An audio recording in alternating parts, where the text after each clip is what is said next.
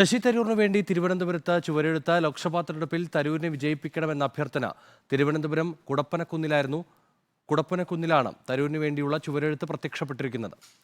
റോഷിബാലാണ് വിവരങ്ങളുമായി ചേരുന്നത്. റോഷിബാൽ, വീണ്ടും ഒരു ചുവരെഴുത്ത് പ്രത്യക്ഷപ്പെടുകയാണ്. എന്താണ് ജില്ലാ നേതൃത്വം ഇതുമായി ബന്ധപ്പെട്ട് പറയുന്നത്? നിമേഷ്, ഇത് നേതൃത്വത്തിന്റെ അറിവോടെയല്ല എന്ന വിശദീകരണമാണ് നൽകുന്നത്. പ്രവർത്തകരോട് UDF വേണ്ടി ചുവരുകൾ ബുക്ക് ചെയ്യാനുള്ള നിർദ്ദേശം നേരത്തെ തന്നെ സംസ്ഥാന വ്യാപകമായി നൽകിയിട്ടുണ്ട്. ആ നിർദ്ദേശത്തിനപ്പുറത്തേക്ക് സ്ഥാനാർത്ഥിയെ നിർണ്ണയിക്കാത്ത സാഹചര്യത്തിൽ ഒരിടത്തും സ്ഥാനാർത്ഥിയുടെ അല്ലെങ്കിൽ സ്ഥാനാർത്ഥിയാകാൻ സാധ്യതയുള്ള ആളുകളുടെ പേര് വെച്ചുകൊണ്ടുള്ള ബോർഡുകൾ വെക്കാൻ പാടില്ല എന്ന നിർദ്ദേശം അത് പാർട്ടിയും ഹൈക്കമാൻഡ് അടക്കിയിരുന്നു.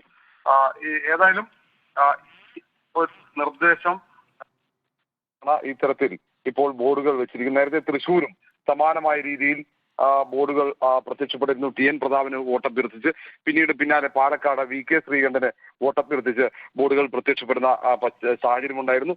അതിനുശേഷമാണ് കോൺഗ്രസ് നേതൃത്വം ഇത്തരം ഒരു നിർദ്ദേശം സംസ്ഥാന വ്യാപകമായി പ്രവർത്തകർക്ക് നൽകിയത്. ഏതായാലും ശശി തരൂരിന്റെ അറിവോടെയോ അല്ലെങ്കിൽ കോൺഗ്രസ് നേതൃത്വത്തിന്റെ അറിവോടെയല്ല ഇത്തരം ഒരു ചുവരെഴുത്ത് പ്രത്യക്ഷപ്പെട്ടത് എന്ന് പറയുന്നു.